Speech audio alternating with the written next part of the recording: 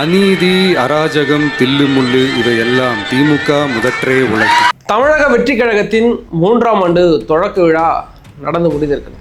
எப்படி இருந்துச்சு? அதாவது நீங்க யாரானாலும் இருங்க, ஒரு நார்மலான பர்சனா இந்த 2 வருஷத்துல இந்த தாவேகா பட்ட பாடு இருக்குல்ல, ஏற்றத்தாழ்வுகள், சொல்ல போனா கரூர் சேம்பேடு மாதிரியான பெரிய விஷயங்களை சந்திச்சுட்டு வந்த இந்த தாவேகா தற்போது எப்படி இருக்கிறது? தற்போது இந்த தாவேகா மிக வலுடன் இருக்கிறது.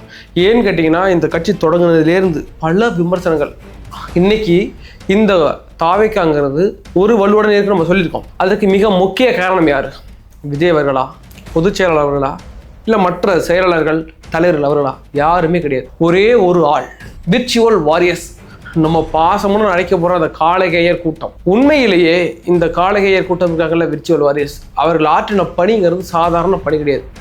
இப்போ வரைக்கும் இங்கே போனீங்கன்னா சரி, முருகேசா எங்கே போகிற, அண்ணன் கட்சி ஆரம்பித்து 2 வருஷம் ஆகுது, இது வரைக்கும் நீ கட்சியில் சேர்றா தாவேகால அப்படின்னு துண்டை போட்டு இழுத்து தாவேகாவில் இன்னைக்கு வரைக்கும் தன்னுடைய கட்சி பணியை, கழக பணியை ஆட்டிக்கிட்டு இருக்காங்க இந்த தாவேகா. என்னைக்கெல்லாம் கட்சி வீடுதோ, என்னைக்கெல்லாம் கட்சி விமர்சிக்கப்படுகிறதோ, அன்னைக்கெல்லாம் இருந்து தூக்கிவிட்ட இந்த விர்ச்சுவல் வாரியர்ஸ் இருக்காங்கல்ல, தாவேகாவோட அடிமட்ட தொண்டர்கள், அவர்களுக்கு தான் இந்த புகழ் எல்லாமே போய் சேரும். அப்படிதான் இருந்தது. அதுபோக 3ஆம் ஆண்டு தொடக்க விழாவில் விஜய் அவர்களின் பேச்சு பெரிய அளவில் இன்னைக்கு பேசப்படுகிறது, ட்ரெண்ட் ஆகிருக்கு. அப்படி என்ன பேசினார் அப்படின்னு ஃபுல் டீட்டெயிலாக பார்க்க போகிறோம். வாங்க வீடியோக்குள்ளே போகலாம். நான் உங்கள் யங் தாத்தா.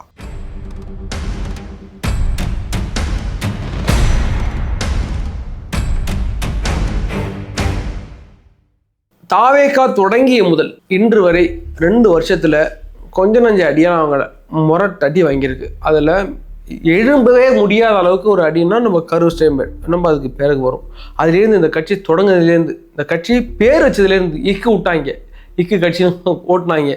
அதுலேருந்து ஆரம்பித்து இந்த பூ என்ன பூ அது இதுன்னு பெரிய அளவில் ட்ரோல் ஆகிட்டே வச்சுங்களேன். அதற்கு பிறகும் இந்த கட்சி இந்த நிலைமைக்கு வந்திருக்கு. அதை விட அந்த கரூர் சேம்பேடு காலகட்டங்களில் இந்த கட்சி பட்ட அவமானங்கள், அதற்காக இந்த விர்ச்சுவல் வாரியர்ஸ் இருக்காங்கல்ல, தாங்கி பிடிச்சாங்க. உண்மையிலே சொல்கிறேன். விஜய் அவர்கள் பனையூரை நோக்கி புறப்பட்டார். அதற்கு பிறகு 24 மணி நேரம், முதல் 24 மணி நேரம் பெரிய அளவுள்ள தவறான அந்த கட்டமைப்பு கட்டமைக்கப்பட்டது விஜய் சுற்றி. அது அன்னைக்கு தாங்கி பிடிச்ச அந்த விர்ச்சுவல் வாரியர்ஸ் இன்னைக்கு வரைக்கும் பெரிய அளவில் தாங்கி பிடிச்சிக்கிட்டு இருக்காங்க. முழுக்க இந்த கட்சியோட பெரிய வளர்ச்சிக்கு பங்காற்றிருக்கிறது யாருன்னு கேட்டிங்கன்னா விர்ச்சுவல் வாரியர்ஸ். இன்னைக்கு இந்த தாவேகாவில் சின்ன பிரச்சனைகள் இருக்கான்னு கேட்டால் இருக்குது. மற்ற கட்சியிலையும் இருக்குது, அதே மாதிரி இந்த கட்சியிலையும் இருக்குது. இல்லை, தாவேகாவில் மிகப்பெரிய பிரச்சனை அப்படின்னு பார்த்தீங்கன்னா, இந்த கட்சியில் இன்னைக்கு வரைக்கும் வேட்பாளர் என்ற ஒரு ஆள் யாருக்கும் அறிமுகம் கிடையாது. இப்போ திமுகவில் உங்கள் ஏரியாவில் பார்த்தீங்கன்னா ஒரு ஆள் இருப்பார், அதிமுகவில் பார்த்தா ஒரு ஆள் இருப்பார், இவர் தான் வேட்பாளர் அப்படின்னு. தாவேகாவில் யார் இருக்கா? இன்னைக்கு வரைக்கும் அறிவிக்கவில்லை. இது மிகப்பெரிய ஒரு பின்னடைவு, நம்ம இல்லைன்னு சொல்லலை. இது போக உட்கட்டமைப்புன்னு பல பிரச்சனைகள் இருக்கும். 234 தொகுதி தமிழ்நாடு முழுக்க இந்த விரிவடைந்திருக்கு. அப்படிங்கிற பட்சத்தில் 234 தொகுதியிலையும் சின்ன கிராமங்கள்லையும் அவங்களுடைய கட்டமைப்பு விரிவடைந்திருக்கா அப்படின்னு பார்த்தீங்கன்னா உண்மையிலே விரிவடையில். அது ஒரு பின்னடைவை நம்ம பார்க்குறோன்னு வச்சுக்கலேன். இருந்த போதிலும் மக்கள்கிட்ட இவ்வளவு பெரிய செல்வாக்கு எப்படி வந்துச்சு? பெரிய கேள்வி. உலகத்திலேயே முதல் முறையாக ஒரு கட்சி இந்த அளவுக்கு பிரபலம். ஏன்னா இன்னைய பொறுத்த வரைக்கும் ஒரு 20% விஜய் அவர்கள் கையில் வச்சிருக்காரு. யாரு வேட்பாளர்னே தெரியாது. விஜய்னு பிரச்சாரத்துக்கே வரல. சொல்ல போனா பெரிய அளவில் விஜய் விமர்சிக்கிறாங்கன்னா விஜய் அவர்கள் வெளியிலேயே வரமாட்டேங்கிறாங்க. விஜய் வெளியில வா, விஜய் வெளியில வா அப்படின்னு பல கட்சிகள் இன்னைக்கு வரைக்கும் கூட்பாடு போட்டுக்கிட்டே இருக்கிறாங்க. இருந்த போதிலும் இந்த கட்சிக்கு இவ்வளவு பெரிய ஒரு கூட்டம், இவ்வளவு பெரிய செல்வாக்கு எப்படி வந்துச்சு? விஜய் என்ற ஒற்ற பிம்பம். உண்மையை சொல்லப்போனால் விஜய் என்ற ஒற்ற பிம்பத்தின் மூலமாக தான் இவ்வளோ பெரிய கூட்டம் வந்திருக்கு. அந்த மக்களுக்கு விஜய் வருவாரா, வெளில வந்து செய்வாரா, அவர் எப்படி செய்ய போகிறார் என்றால், விஜய் இந்த 2 வருஷத்தில் பெரிய அரசியலை ஒன்றும் செய்யலை அப்படிங்கிறது மக்கள் மனசில் இருக்குது. இருந்த போதிலும் தாவேகாவுக்கு இவ்வளோ பெரிய வரவேற்பு ஏன்? ஒன்று தான், விஜய் வந்தால் செய்வாப்புல அப்படின்ற ஒரு நம்பிக்கை. என் புள்ள அவன் செய்வாயா, என் அண்ணன் செய்வாயா அப்படின்ற ஏதோ ஒரு நம்பிக்கை. இன்றைக்கி எனக்கு புரியவே இல்லை. பெரிய மேஜிக்காக இருக்குது. இவர் என்ன செஞ்சிட்டார்? விஜய் அவர்கள் என்ன செஞ்சிட்டார்? பெரிய போராட்டங்கள் இல்லை. பரந்தூரில் வந்து போராட்டம் பண்ணார், பெரிய அளவில் பேசப்பட்டுச்சு. அந்த கலோபரம் அடங்கிறதுக்கு ஒரு வாரம் ஆச்சுன்னு வச்சுங்களேன். அதற்கு பிறகு இந்த 25 பேர் இறந்து போனாங்க அந்த லாக்அப் டெப்த்தில். அதில் வந்து அஜித்குமாருடைய மரணத்துக்கு வந்து வெளில நீதி கேட்டாப்புல. அது பெரிய அளவில் பேசப்பட்டுச்சு, பெரிய ரெஸ்ட்ரிக்ஷன் இருந்துச்சு. ஆனால் அதற்கு பிறகு பெரிய அளவில் வெளியில வந்து விஜய் போராடுறதுன்னு எதுவுமே நோட்டீஸ்லாம் இல்லை. இருந்த போதிலும் இந்த மக்கள் இவ்வளவு அன்பு, இவ்வளவு ஒரு ஆரவாரத்தோட இன்னைக்கு வரைக்கும் களத்தில் பெரிய அளவில் பேசப்படுறாரு விஜய் அப்படின்றது பெரிய ஆச்சரியக்குறி. அந்த ஒரு புள்ளியில தான் இன்னைக்கு வரைக்கும் தவக குத்தி நிற்கிது. அதுபோக கரூர் ஸ்டேம்பேடை பற்றி உங்களுக்கெல்லாம் சொல்லி தெரியணும் முடியாது. இவ்வளோ பெரிய இழப்பிலிருந்து ஒரு கட்சி மீண்டும் வருமானே யாருக்கும் தெரியாது. உண்மையிலே ஒரு தலைவர் மீண்டு வருவாரேன்னே தெரியாது. ஏன்னுட்டா இன்றைக்கி ஒரு கரூர் ஸ்டேம்பேட் நடக்குது, எல்லாருக்குமே பெரிய அதிர்ச்சி. ஒரு 8 மணிக்கு பிறகு தான் நடக்குது. இது என்ன நடக்குது, ஏன் நடக்குது, இதுக்கு யார் காரணம், தலைவர் விஜய் எங்கே, அவர் பார்த்தா அவர் அங்கே பட்டில் போயிட்டு இருக்காரு. நிறைய விமர்சனங்கள் விஜய் சுற்றி பெரிய அளவில் 24 மணி நேரமும் கட்டமைக்கப்பட்டு இருக்கிற ஒரு விமர்சனம். அதில் பெரிய இழப்பை சந்திச்சதுன்னு யாருன்னு பார்த்தீங்கன்னா, ஒன்று அந்த 41 குடும்பத்தினர், 2வது தாவைக்கிணறு. இடையில நிறைய பேர் சேர்ந்து குளிர்காய்ச்சாங்களா, ஐயோ 41 பேர் இறந்து போயிட்டாங்களே அப்படின்னு சொல்லி தங்களுக்கு அனுதாபம் தேடிக்கிட்டாங்க. தங்களோட அரசியலை அவங்க அதில் நிலைநிறுத்திக்கிட்டாங்களே தவிர உண்மையிலே இந்த 41 பேருக்கு யாருமே நிற்கவே இல்லை. அதுபோக இழப்பை சந்திச்சு அந்த 41 குடும்பத்தினர். அந்த சம்பவத்திலேருந்து அந்த தாவேக்கா எழும்பு இருந்ததுல, இன்னைக்கு அந்த சம்பவத்திலேருந்து எழும்பி இன்னைக்கு ஒரு 22% நாங்கள் நிற்கிறோங்க களத்தில் அப்படின்னு உண்மைன்னு தெரியாது. சில தனியார் நிறுவனங்கள் சொல்லிட்டு இருக்குல்ல, இதுதான் நிற்குது இல்லை, அது பெரிய விஷயம். அது ஒரே ஒரு ஆள், அந்த விஜய்ன்ற ஒரே ஒரு பிம்பம். அது போக விர்ச்சுவல் வாரியர்ஸ் அன்னைக்கு களத்துலேருந்து அடிச்சு எல்லாம் போய் நீ என்னென்ன பண்ணீங்க அப்படிங்கிறதுலேருந்து அந்த எடுத்து வச்சாங்க இல்லை, அதுதான் நீங்கள் களத்தில் நிற்கிது. விஜய் நிப்பாட்டினவர் தான். சொல்ல போனால் விஜயெல்லாம் கூட கிடையாது. அந்த விர்ச்சுவல் வாரியர்ஸுங்கிறது அந்த காளைகையர் கூட்டம் இருக்குல்ல, அன்னைக்கு கலங்காம இந்த விஜய்ங்கிற ஒரு பிம்பத்தை சுற்றி என்ன நடந்துகிட்டு இருக்கு, அன்னைக்கு என்ன நடந்துச்சு அப்படிங்கிறத உடனுக்குடனே கலங்காமல் எடுத்து வச்சாங்க. அதன் விளைவாக தான் இன்றைக்கி தாவேக்கங்கிற கட்சியே இருக்குது. அப்படியாக இந்த கட்சி மேலையும் கீழையும் ஜிக்ஸாக்காக வந்துக்கிட்டே இருக்குது. இன்றைக்கி இந்த நிலை அடைஞ்சிருக்கு 2 வருஷம் தான் ஆயிருக்கு. பரவாயில்ல, இந்த அளவுக்கு தமிழகம் முழுக்க ஒரு பெரிய எழுச்சி உண்டாயிருக்கு. பெரிய ஆட்சி மாற்றம் அளவுக்கு எழுச்சி உண்டாயிருக்கான்னு கேட்டால் கண்டிப்பாக இல்லை. நான் ஒரு ஃப்ராங்காக சொல்கிறேன், இன்றைக்கி நடந்தாலும் எலெக்ஷன் நடந்தாலும் ஆட்சி மாற்றம் வருமா, விஜய் தலைவராக வருவாரா அப்படின்னு கேட்டால் எனக்கு பெரிய சந்தேகங்கள். அதற்கான வாய்ப்புகள் சாத்தியக்கூறு களம் அப்படி இல்லை. நம்ம ஏன் பொய் அமரைக்கணும், விஜய் கண்டிப்பாக வந்துடுவாருங்க, 234 விஜய் வெற்றி பெற்று சிஎம் வந்துடுவாருன்ட்டு உங்கள்கிட்ட பொய் சொல்லனால முடியாது. இன்றைக்கி களம் அப்படி கிடையாது. இன்றைக்கி களம் டஃப்பாக இருக்குது. ஏன்ட்டா என்டிஏ கூட்டணி எந்த அளவுக்கு வலுவாக அமைஞ்சிருக்கு, இப்போது தினகரன் எல்லாம் சேர்ந்ததுக்கு பிறகு அமைஞ்சிருக்குல்ல, அதற்கு பிறகு இந்த களம் ரொம்ப டஃப்பாக இருக்குது. அந்த இடத்துல தற்போது விஜய் அவர்களின் பேச்சு பெரிய அளவில் பிரதிபலிக்கப்படுகிறது. ஆரம்பிக்கும் போதே ஒரு திருக்குறள் சொல்லி ஆரம்பிச்சாப்புல தெரியா இருந்துச்சு, பட்டாசாக இருந்துச்சு. அநீதி, அராஜகம், தில்லுமுள்ளு இவையெல்லாம் திமுகவே உதற்றே உலகு, எல்லாம் திமுககாரன் தான் செய்வாங்க அப்படின்ட்டு பெரிய அளவில் இன்னைக்கு ட்ரெண்ட் பண்ணிட்டு இருக்காங்க. உண்மையிலே நல்லா இருந்துச்சு. அந்த திருக்குறள் மக்கள்கிட்ட போய் சேர்ந்து இருக்கு. ஏன்னா சின்ன சின்ன பசங்கள்லாம் சொல்லிக்கிட்டு இருக்கிறாங்க, ஆச்சரியமா இருக்கு. உண்மையிலே திருவள்ளுவரே எழுதின மாதிரி இன்னைக்கு கற்பிச்சுக்கிட்டு இருக்காங்க. அந்த அளவுக்கு விஜய் அவர்கள் ஸ்டார்ட் அப்லேயே பெரிய ஒரு அடியை ஒன்று கொடுத்தாருன்னு வச்சுக்கிறேன். அநீதி, அராஜகம், தில்லுமுள்ளு இவையெல்லாம் திமுக முதற்றே உலகு. விஜய் தன்னுடைய களத்தை உணர்ந்திருக்கிறார். யாருக்கும் போட்டி அப்படிங்கிறத உணர்ந்திருக்கு தான் முதல்ல சொன்னோம். ஏன்டா அவர் ஃபர்ஸ்ட்லேயே ஸ்டார்ட் பண்ணிட்டார். என்னுடைய எதிரி யாருங்கிறத ஃபிக்ஸ் பண்ணிட்டு தான் அடிச்சார்னு வச்சுக்கலேன். இந்த இடத்துல ரொம்ப நாளாக தாக்காத ஒரு ஆள், அதிமுகவை விமர்சித்து பேசலை, பிஜேபியை விமர்சித்து பேசலை அப்படின்னு பெரிய விமர்சனம் வந்திருக்கு. அதில் குறிப்பாக அதிமுகவை அவர் தொடவே இல்லைங்க. அதிமுகவை சாஃப்ட் கார்னரே இருக்காரு, அவர் கூட்டணி பொறுத்தா இருக்காரு அப்படின்னு நல்லா விமர்சனம் வச்சுருங்களேன். அவர் இப்போ சமீப காலமாகவே அதிமுகவை அடிக்க ஆரம்பித்துக்கிறார். போன வாட்டி என்ன சொன்னார்னா, நாங்கள் அண்டி பிடிக்க தேவையில்லை, மத்திய அரசு அண்டி பிடிக்க நாங்கள் ஒன்றும் அப்படியேப்பட்ட கட்சி கிடையாதுங்கிற மாதிரி சொன்ன வச்சுக்கலாம். இந்த இடத்துல திமுக அவங்க கூட்டணியோடு இருக்கிறாங்க. அதிமுக அப்படின்னு நான் சொல்லுவார்னு நினச்சேன், அப்படி சொல்லலை. பிஜேபி மற்றும் சில கட்சிகள் அவங்க கூட்டணியோடு இருக்கிறாங்க அப்படின்னு. அதிமுகவை ஒரு பொருட்டாவே நான் மதிக்கலை ட்ராப்ல. அதிமுக எனக்கு ஒரு கட்சியே கிடையாதுன்னு ட்ராப்ல. சொல்லப்போனால் களம் அதிமுகவுடைய ஓட்டை விஜய் அவர்கள் தின்னுட்டு தான் வளர்ந்துக்கிட்டு இருக்கிறார் அப்படின்னு தான் சொல்லுது. அதே மாதிரி விஜய் அவர்கள் அதிமுகவை இந்த இடத்துல சம பொழந்து அதிமுக எனக்கு ஒரு ஆளே இல்லைன்ட்டாப்புல. அடுத்ததாக விஜய் அவர்கள் தன்னுடைய தாக்குதலை கூர்மைப்படுத்திருக்கிறார். யார் மேலே? திமுக மேலே.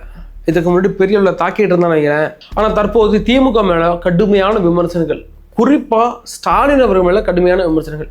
இதற்கு முன்னாடி பிஜேபி மேலே அவர் சாஃப்ட் கார்னராக இருக்கிறார், பயப்படுகிறார். விஜய் அவர்கள் பயப்படுகிறார். அதாவது படம் வந்திருக்கு, ஜனநாயகன் படம் மாட்டிக்கிட்டால பயப்படுகிறார் அப்படின்னாங்க. சிபிஐ வழக்கு இருக்காருனால பயப்படுகிறாருனாங்க. அவர் பயப்படலை, அவர் ஒரு ஸ்ட்ராட்டஜி வச்சுக்க நம்ம சொல்லியிருக்கோம். ஏன்னு கேட்டால் ஒரே நேரத்தில் 2 எதிரிகளை நீங்கள் தாக்கவே முடியாது.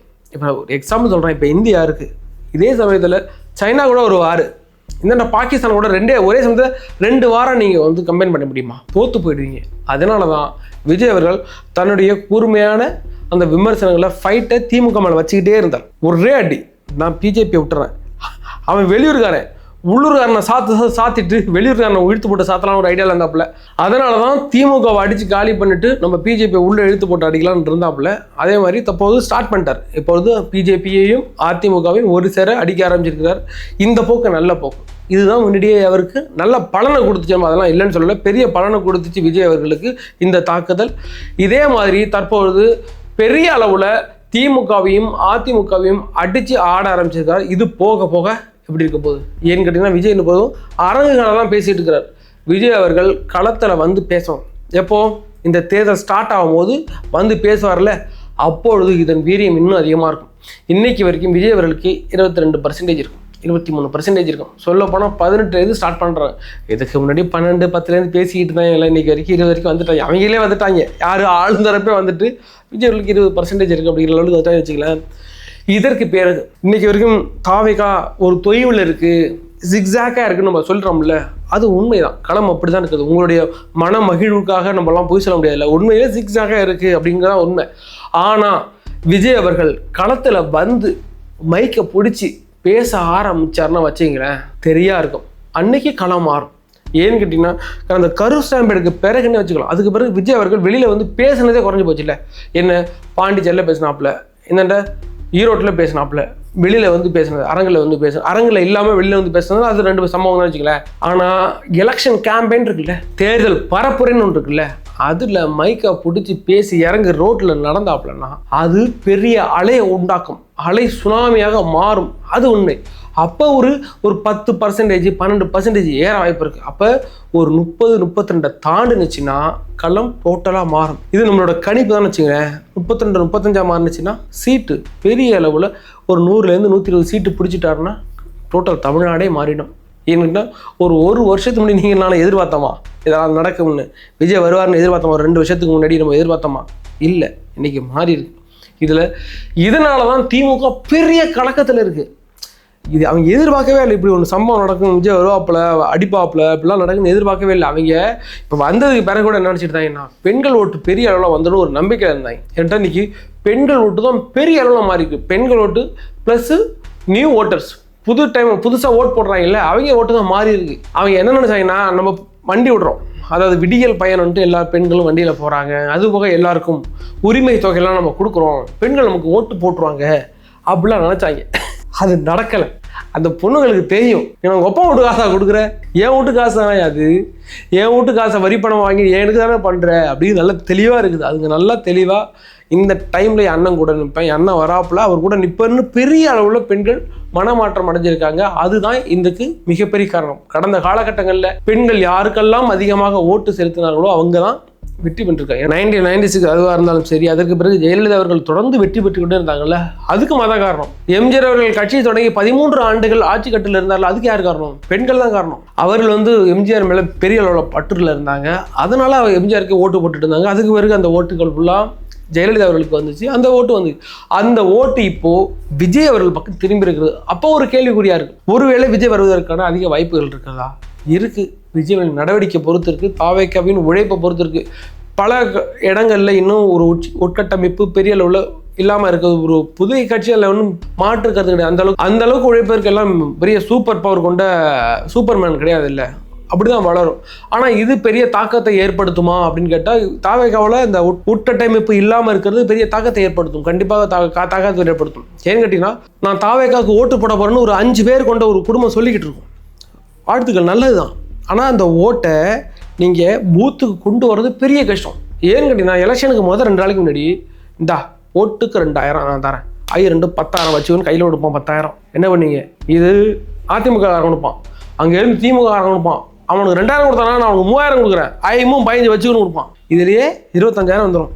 அப்போ 25,000 கையில் வச்சுக்கிட்டு அந்த 5 பேரும் என்ன பண்ணுவாங்க? நீங்கள் போய் ஓட்டு கேட்பீங்க, ₹1 கூட கொடுக்காம ஓட்டு கேட்பீங்க. அப்போ 25,000 கை வச்சுக்க, இங்கே 2 ஓட்டு, அங்கே 2 ஓட்டு, விஜய்க்கு 1 ஓட்டு. இந்த ஓட்டு பிரியுதா? அதே மாதிரியான சம்பவங்கள் நடக்க வாய்ப்பு இருக்கிறது. அதெல்லாம் உணர்ந்து தான் வேலை செய்யணும். இதே மாதிரியான நிறைய பிரச்சனைகள் இருக்குது. தாவேக்கால நிறைய பிரச்சனைகள் இருக்காது. இந்த நேரத்தில் தான் சொல்லணும். ஏன்னா 3ஆம் ஆண்டு தொடக்க விழாவில் இப்படி சொல்லியெல்லாம் நீங்கள் நினைக்காதீங்க. உண்மையிலே இந்த கட்சியில் என்ன பிரச்சனை இருக்குன்னு உட்காந்து பேசணும். சொந்த கட்சிக்காரன் பேசணும், அடுத்த கட்சிக்காரன் பேசுவான், திமுககாரன் பேசுவான், அதிமுக கட்சிக்காரன் பேசுவான். அது உங்களுக்கு விமர்சனமாக தான் தெரியும். சொந்த கட்சியிலேருந்து நீங்களே பேசிக்கிடுங்க. உங்கள் தோழர்கள்ட்ட என்னென்ன பிரச்சனை இருக்குது, ஏன்னாட்டா உங்களுக்கு தெரியும்ல, களத்தில் இருக்கிறது நீங்கள் தானே. இதெல்லாம் உண்மை, இதெல்லாம் நடைமுறை சாத்தியமான ஒரு பிரச்சனைகள் தான். அதெல்லாம் கலைந்தெடுத்து தான் விஜயை நீங்கள் ஆட்சி கட்டில் உட்கார வேண்டும் அப்படின்னு நினைக்கிறீங்களே, உண்மைதான். எல்லாருக்கும் அதே தான் ஆசை. திமுகவும் இல்லாமல் அதிமுகவும் இல்லாமல் புதுசாக ஒரு மனுஷன் வரணும்னு எல்லாரும் நினைக்கிறாங்கல்ல, அந்த இடத்துல தான் நாங்களும் இருக்கிறோம். அது மாதிரி வரணுங்கிறது அவசியம்தான். ஆனால் இந்த மாதிரி பிரச்சனைகள் இருக்குது அப்படிங்கிறத உணர்ந்து செயல்படணும். கண்டிப்பாக ஒரு ஆட்சி மாற்றம் வரணுங்கிறது உங்களை மாதிரி நாங்கள் எல்லாருமே நினச்சிக்கிட்டு தான் இருக்கிறோம். இன்றைய 3ஆம் ஆண்டு தொடக்க விழாவில் விஜய் அவருடைய பேச்சு எப்படி இருந்துச்சு, அதுபோக என்னுடைய கருத்தாக நான் இந்த சொல்லியிருந்தேன். உண்மையிலேயே இந்த களம் எப்படி இருக்கிறதுங்கிற உங்களுடைய பாயிண்ட் ஆஃப் வியூவில் உங்களுடைய கருத்துக்களை நீங்கள் கமெண்ட் செக்ஷனில் பதிவிடுங்க. அதற்கு எங்களுடைய பதில்கள் உங்களுக்காக காத்து கொண்டே இருக்கும். வேற ஒரு வீடியோவில் சந்திக்கும் வரை உங்களிடம் இந்த விடுவது நான் உங்கள் யங் தாத்தா.